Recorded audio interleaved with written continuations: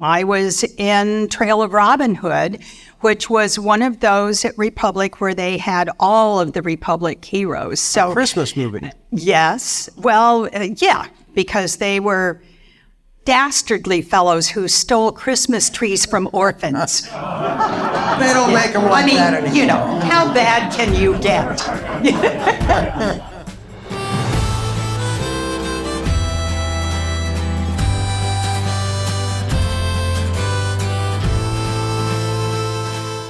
Welcome to A Word on Westerns, where today we are celebrating the sons and daughters of the West. And these are icons that we grew up with, but some of our guests today actually got out of bed or got spanked by our heroes.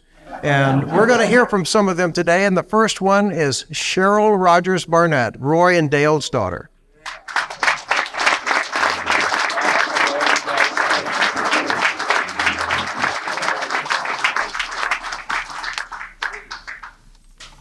Well, that's all right. Thanks, Rob. Welcome, Cheryl. So glad you're here today. Oh, I've been so looking forward to this. We drove all the way down from St. George, Utah. How was the weather? Well, there was a little bit of snow in the pass just south of Las Vegas, but we had snow at home. We were surrounded by snow when we got up yesterday morning. Yeah, how long a drive is it? It took us about 6 hours. That's not bad. No. Well, we're glad you're here. And I know a lot of us have questions about growing up with Roy and Dale. They were everybody's ideal mom and dad. Where did you grow up? All over the San Fernando Valley. We moved every couple of years. And, you know, little kids think really weird things about their parents and all. So I always figured that we moved every time Dad built all of the cabinets that the garage would hold. You know, not taking into account that we kept adopting all these kids.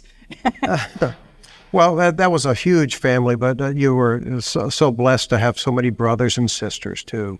Well, and we were our own mini United Nations, because I have a sister from Edinburgh, Scotland, and then the youngest of us was Debbie from Korea. So we were from all over. Cheryl has written a couple of books, The Cowboy Princess, and then a sequel that just came out, The Cowboy Princess, let's hear it, Rides Again. Sorry. They're both great, but the second one, you must have been saving all of those items and great photos for a sequel. It's one of those funny things where when I did the first book, it was after years of my husband Larry and my mom nagging me. And Mom said that I had to write a book since I was the oldest and that I was the one that remembered Dad making movies rather than just doing TV shows. I wrote the book thinking that I knew everything. And of course, there were several of Mom and Dad's friends and my friends who called me and said, you know, this wasn't quite right, and that wasn't quite right, and you missed this. And then there were other people when I was off doing Western festivals and all who wanted more information. We found out that my one grandmother had left a bunch of stuff in a cedar chest for me, a lot of movie magazines from when I was little. And there was tons of stuff to put in another book. So I've got like 350 plus pictures and lots more information. And it's a terrific book. Both are good. Oh, this is the new one. The Cowboy Princess Rides Again. Well, growing up as the Cowboy Princess, did you know you were a princess at the time, or did it just seem normal to you? Well, you know, all my sisters say they're princesses now, so. It's one of those, I was so privileged to be adopted by Dad and his wife, Arlene, and she had very difficult pregnancy. So when she got pregnant with my sister, Linda Lou, I started going to work with Dad at Republic. I was like 2.5 years old, and the wardrobe and the makeup department and everything, they were my babysitters, and I grew up literally all over the studio. So I got to watch them shooting films in New York and doing war movies and doing Dad's movies and Jean's movies. And it was wonderful. Well, post-war Republic was really a busy place. And your dad's films, after the war, the films directed especially by William Whitney. Yes. Those were so action-packed and violent. They were really strong films. Do you remember going on location for some of those? Oh, yeah. I got to work in one of them. I was in Trail of Robin Hood, which was one of those at Republic where they had all of the Republic heroes. So a Christmas movie. Yes. Well, yeah, because they were dastardly fellows who stole Christmas trees from orphans. They don't make them like that anymore. How bad can you get? But that was an all-star film, too. It was. I got to meet just some wonderful people, and I got to work with my hero, Allan Lane. You're the only one that he's a hero, too. He was lovely to me. That's great. And of course, Alan Rocky Lane was later the voice of Mr. Ed, and he signed a contract that's saying, I do not want anybody to know that this is me. And of course, he made a mistake because that was probably bigger than his films. Yeah, it's lasted longer than his films. Well, everybody says I can't use the word because I've been told that it's G-rated here at the Autry. But he was a different or difficult sort of guy to work with.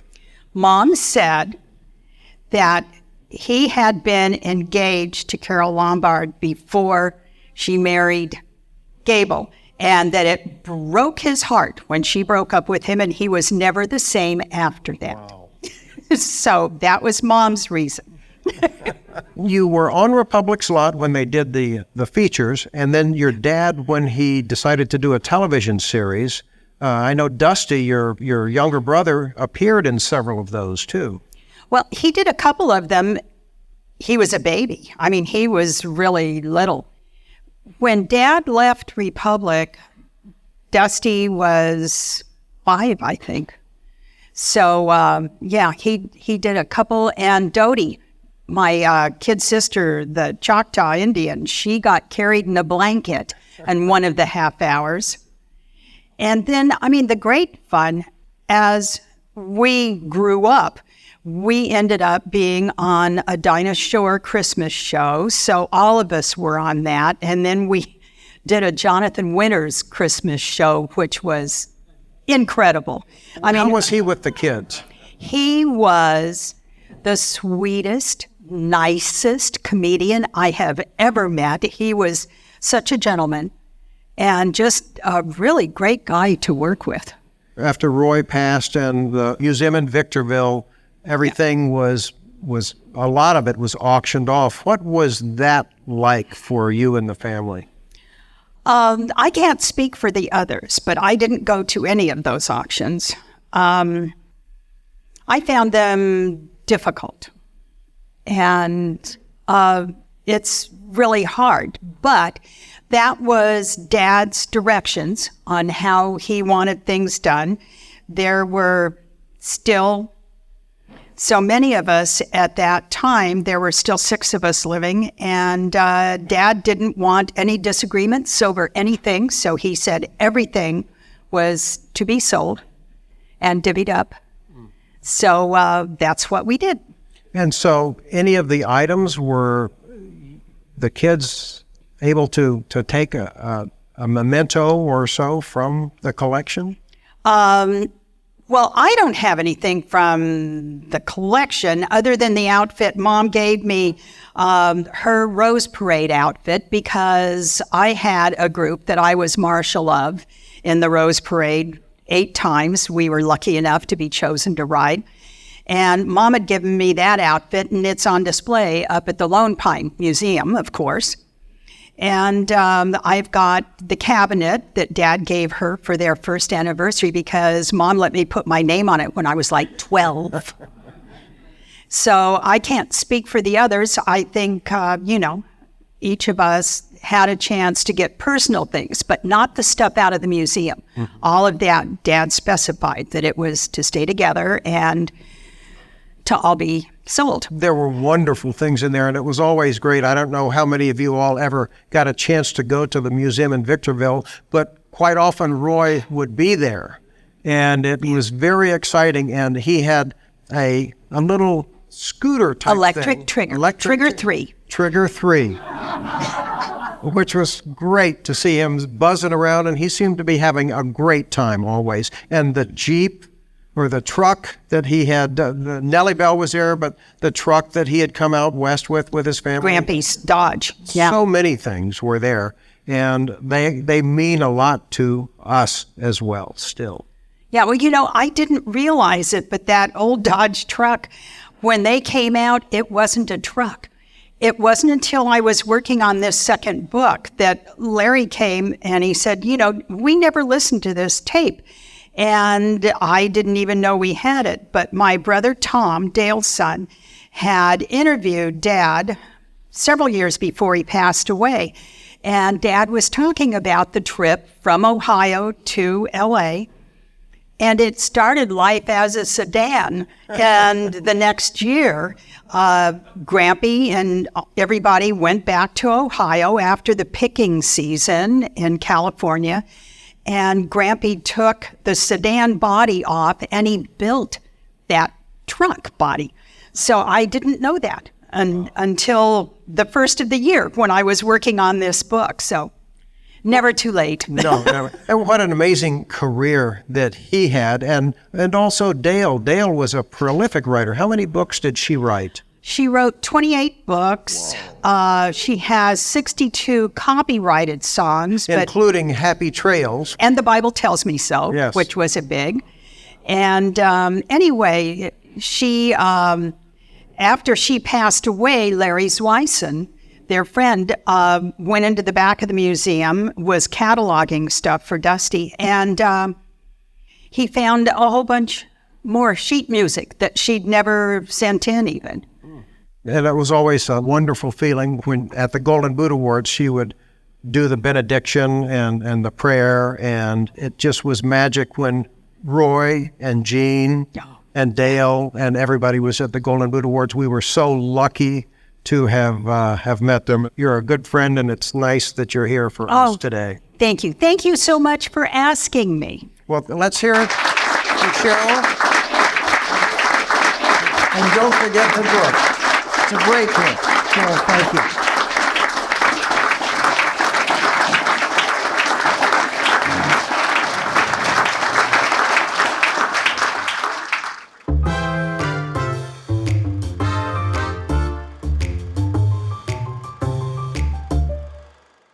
Hi, I'm Rob Word. Welcome to Words Way Back, where today we are honoring the king of the Cowboys. That's right.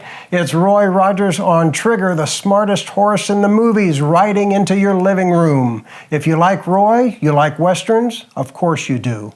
Please be a subscriber to our show so that you won't miss a one.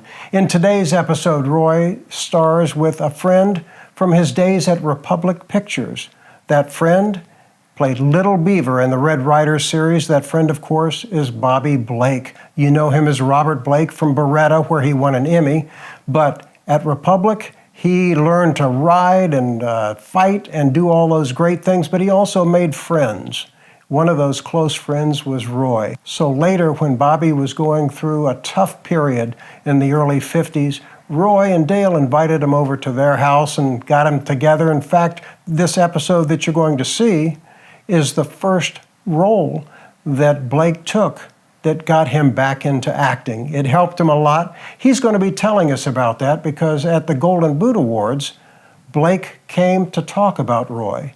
In 1998 at Roy's funeral, I went up to Bobby and talked to him about joining us to share some of his memories about working with Roy and what it meant to him. Roy Rogers, I loved him. I love him. I knew him when I was a little boy. At Republic, he and Dale were kind of mom and pop. They were young kids, but they were like the patriarch and the matriarch of Republic. We went to them with our problems, with everything. They loved everybody. They said hello to everybody. It was like when I came out of the Army, and I was falling off horses for a living. And Roy gave me my first job in his series where I started acting again.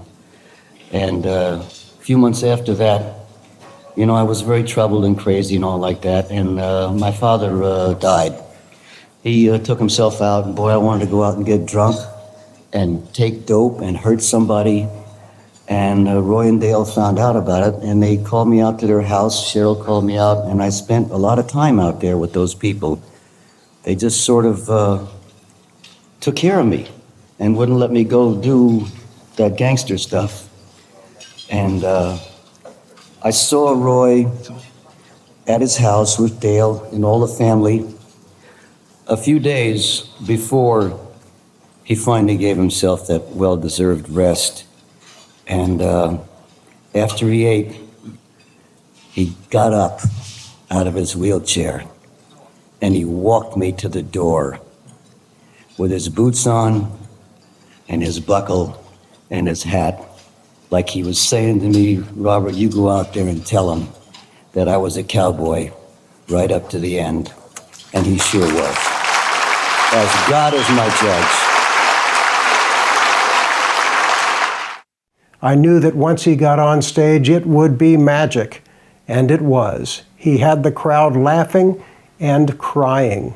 He's terrific in this episode, too. You'll see him do a fancy mount on the horse and some very fast riding. I know you're going to like this episode. I'll see you at the end of it, and we'll talk a little bit more about Bobby and Roy.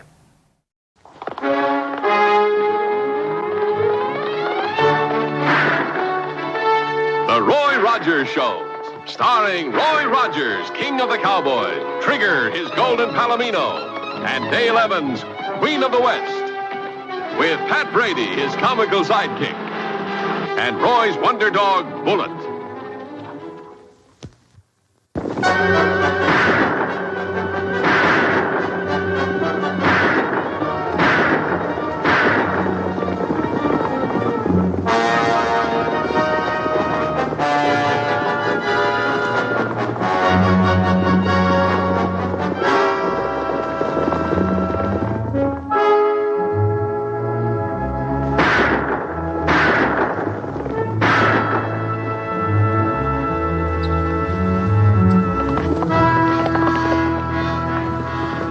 What's wrong with Bill? Oh, I don't know, but that's a fine way to greet friends. I'm very sorry we shot at you, Roy, but I'm glad our aim was not so good. We thought you were men who stole our horses. They didn't get away with it this time. We're pretty lucky. You still having trouble with those rustlers? 2 more raids last week. Have any idea who it was? No, Roy. And if they aren't stopped pretty soon, every Indian who makes a business of raising horses will go broke. You know Roy's doing the best he can to help you. He always helps us. He is a very good friend to the Indians. What's the matter with Trigger? Oh, he's throwing a shoe. We'll stop at the blacksmith shop when we get to town. Fine. I understand your boy's working there, Bill. Roy got Charlie the job with Mr. Morrison. He's a fine boy. He's going to school, studying hard. Someday his people will be very proud of him. Well, Bill, if you have any more trouble, let me know, will you? Sure will, Roy. Thanks.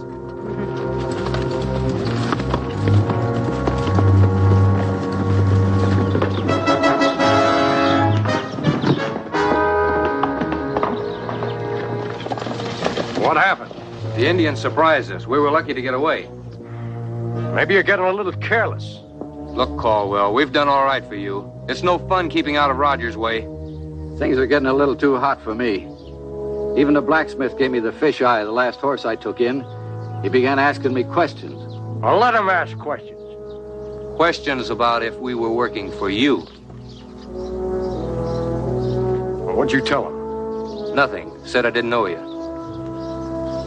I'll drop in and see him. If he's got any questions to ask, let him ask me.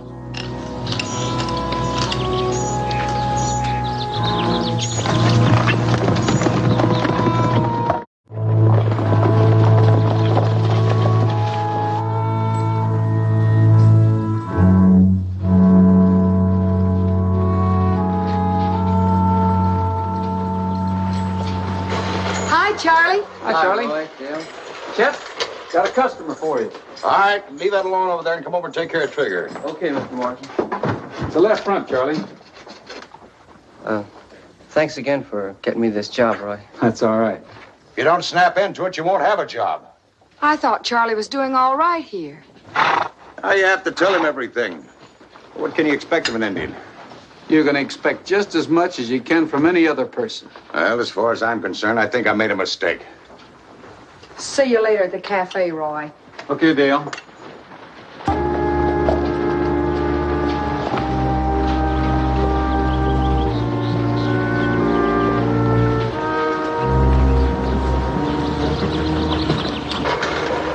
Morning, Chet. How are you, Rogers? Hi, Mr. Caldwell. Got time to work on a few more horses this afternoon? Yeah, make it late. I understand you raised some of the finest horses in this part of the country. Yeah, that's right. Oh, I guess it pays to do something just a little better than the next person.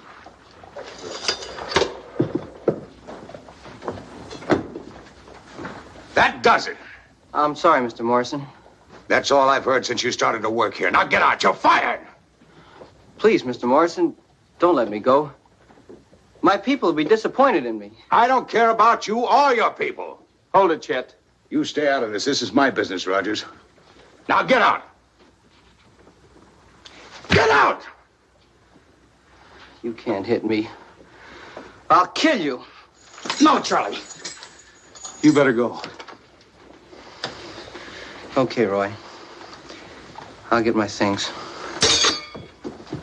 I should have known better than to give him a job. You can never tell what an Indian will do. You can never tell what a white man will do either. I'll be back and get Trigger later. He'll be ready in 5 minutes.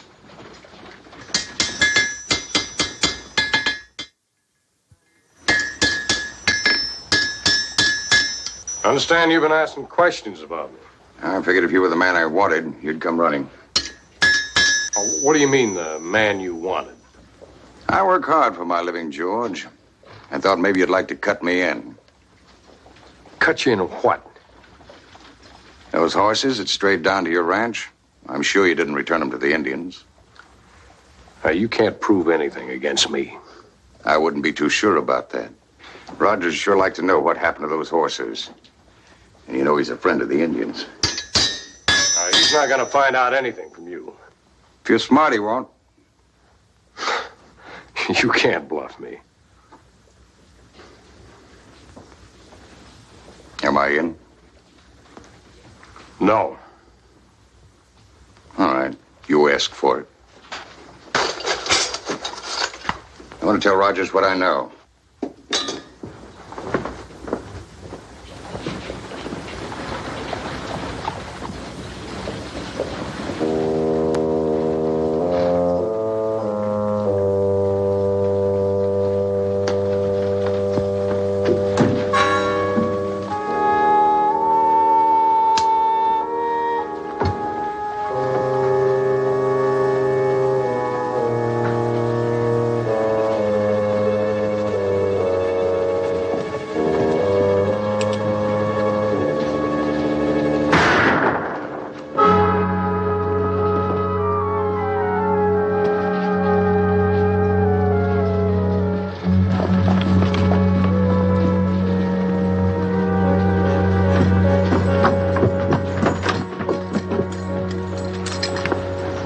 Morrison.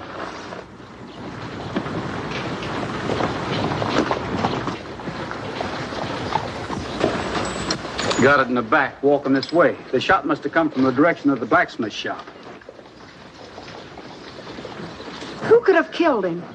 Why don't you tell her, Rogers? What do you mean? Well, you just heard Morrison's life threatened by that Indian in the blacksmith shop. Well, there he is. Right now, he killed Chet Morrison.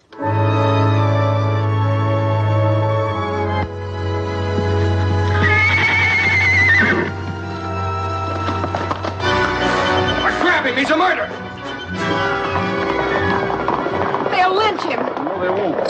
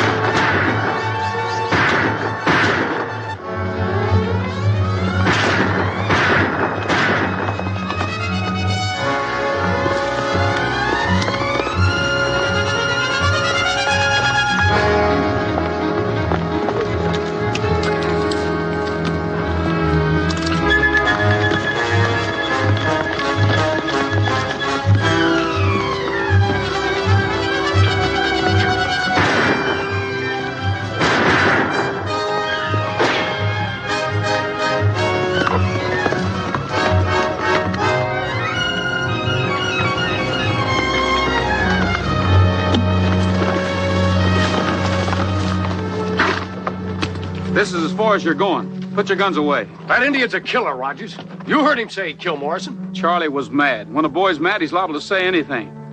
Now put those guns away. I'm the law around here. Well, I never saw a deputy use a law to help a murderer escape. We don't know that he's a murderer. That's a pretty dangerous thing you did, stirring up these men to go gunning for him. But he's guilty.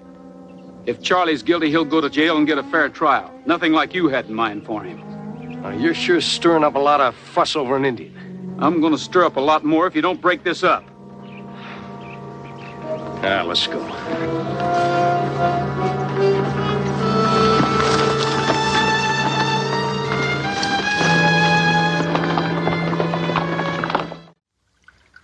You catch that Indian yet? What Indian? The one that killed the blacksmith. No, I don't think so. Sure hope they get him, stranger. It was a cold-blooded murder. You sound like you saw it happen. Well, I sure did. I just got in town this morning. After I registered, I was walking toward town. I saw the Indian let that blacksmith have it in the back. Where can I find you? At the Crescent Hotel. My name's Hudson. Thank you.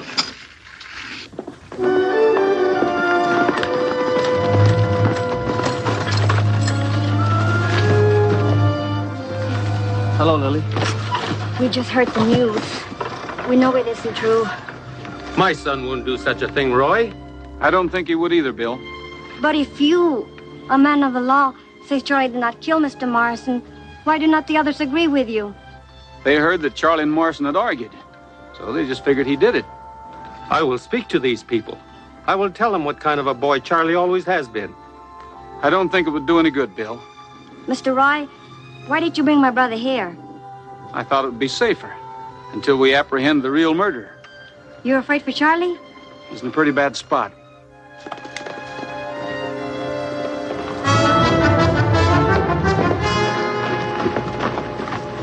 What's the matter, Dale? There was a man in the cafe talking about Morrison. He said he witnessed the murder. Who did he say did it? Charlie. Charlie? There must be some mistake. Why would anyone say I did it? I was inside the shop when it happened. That I don't know, but I'll find out. I've got to talk to that witness. His name's Hudson. He has a room at the Crescent Hotel. Charlie, I'll have to take you back with me. I'm not going, Roy. I didn't do anything. Go with Mr. Rogers. You're innocent, son. No one can hurt you. I have great confidence in the white man's law.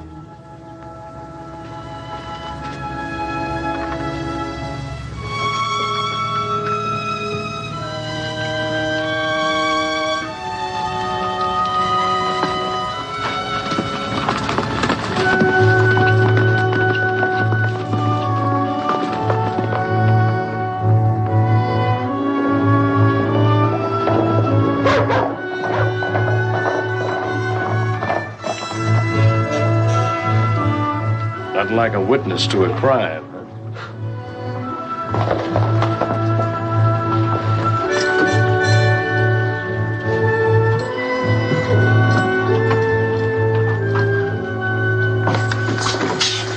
Hi, Roy. Oh, Brad. You better lock him up.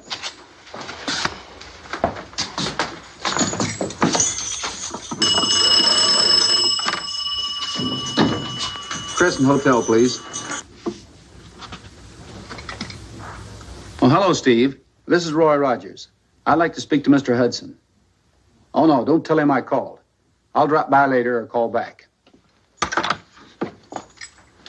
Don't worry, Charlie. I've got a hunch you'll get out of here in no time. You stay here, Bullet.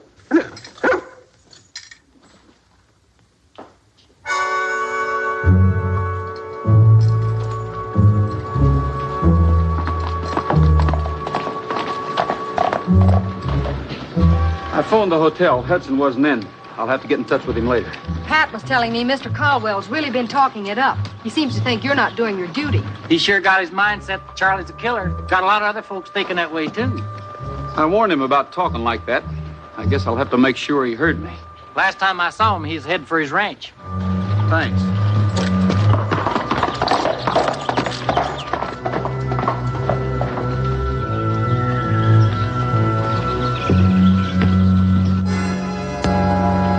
All right, let's get him. Let's go.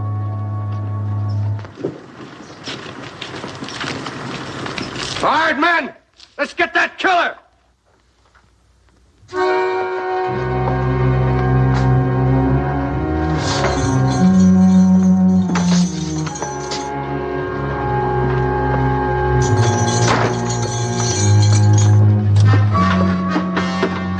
Open the door. We want that killer. We'll break that door down. Get the battering ram.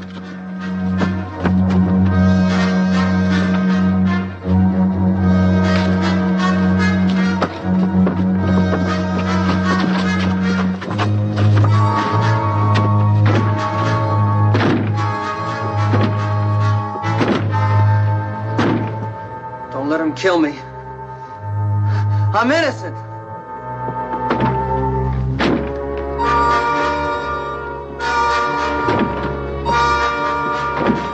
I better find Roy. Yeah.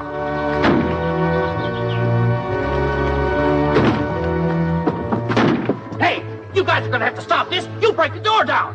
Drop the gun. Oh, well, Roy's gonna get you for this. It's against the law. Ah, shut up.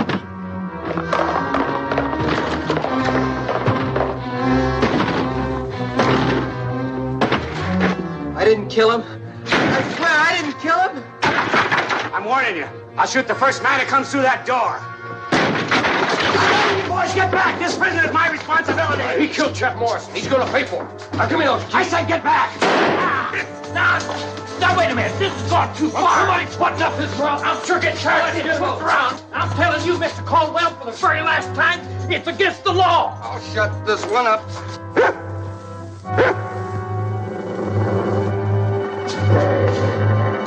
I didn't do anything, honest. I didn't do anything. Come on, you look good like a tree at Willow Creek. I didn't do anything. Get him out of here, boy.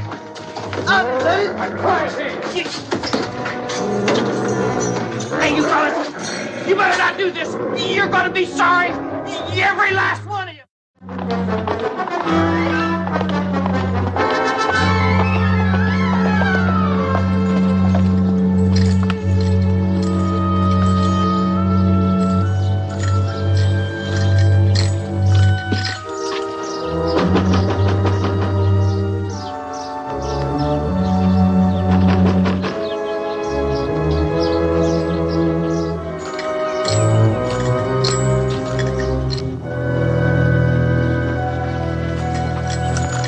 What are you doing here, Bill? After you left my place, one of my horses ran away. Come over here. I followed and find many other horses of mine. Also, many horses belong to other Indians. So that's it. Maybe Mr. Caldwell's the one we're looking for.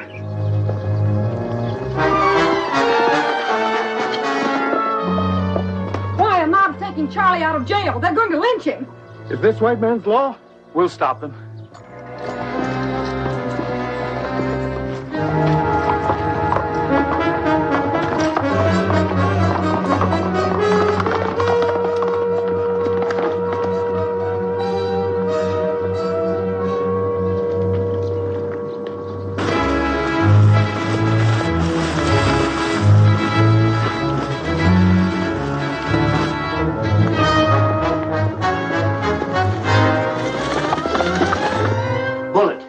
Those keys are over there. See if you can pick them up.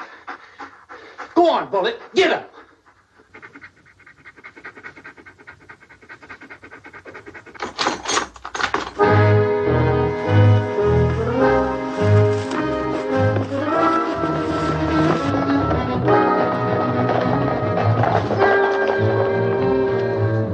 Roy, they got Charlie. Took you to Willow Creek. Hurry!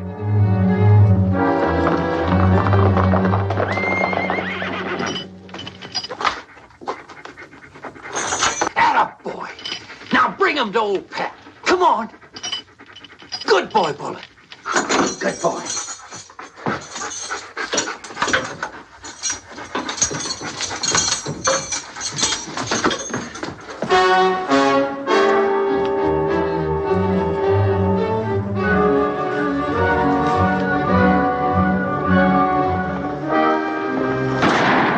It's Rogers. I don't want no truck with the law. Well, it's a little late to think of that now.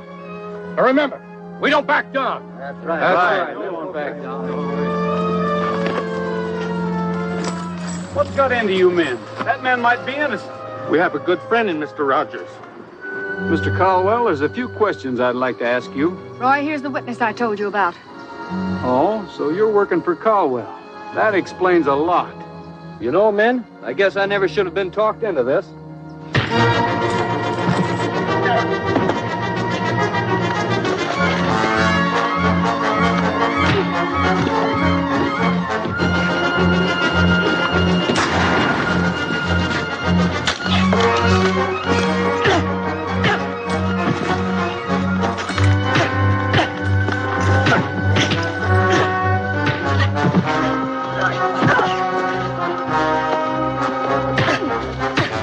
Rogers should have stayed out of this. All right, hold it, all of you.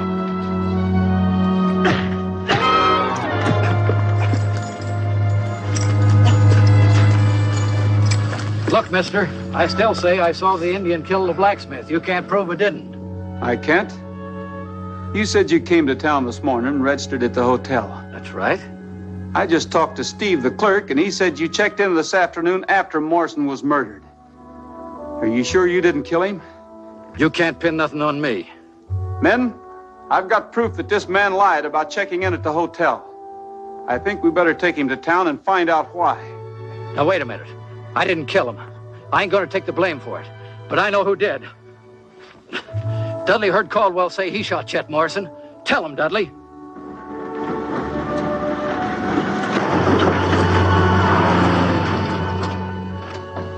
Sure glad you made it in time, Roy. Well, I guess there's nothing Bulletin and I can do here. Yes, there is, Pat. You can take these 3 suspected horse thieves to jail. Well, I'll be hornswoggled.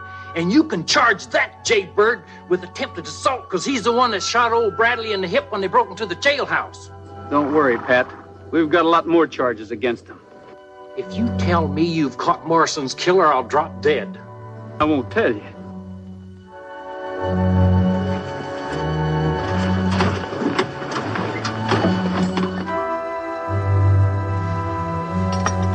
I never thought Caldwell would confess to it. Now, there's a man who certainly knew right from wrong. Smart, intelligent, but he used his brains the wrong way. Yeah, I guess there's a lot of people like that. Some uses their brains one way, some uses them another. But then there's those folks that don't use their brains at all. We know.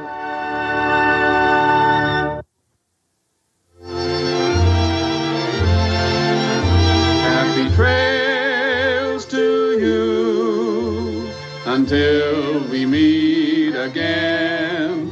Happy trails to you. Keep smiling until then. Happy trails to you till we meet again. I hope you enjoyed Paleface Justice with guest star Robert Blake. In 2001, Blake was looking for a little justice because he was accused of the murder of his wife. Went to trial, but the jury felt that there was just not enough evidence to convict him. It cost him his career and a lot of money. It's a shame because on screen, this man is dynamite. He is such a fabulous actor, and it always comes across. So I hope he gets it back together again and people give him some work. Roy, of course, is the king of the Cowboys. Always was, always will be. One year at the Golden Boot Awards, Roy donated Trigger 4. That's right, one of Trigger's foals. Roy donated it for the auction to raise money for the motion picture home. What a man he was. He loved his animals. In fact, during the auction, Roy sent an 8mm movie of him talking to the little colt. It was great. What a wonderful, wonderful time. And I hope you had a good time today too, and that we see you on our next show. Thanks for watching.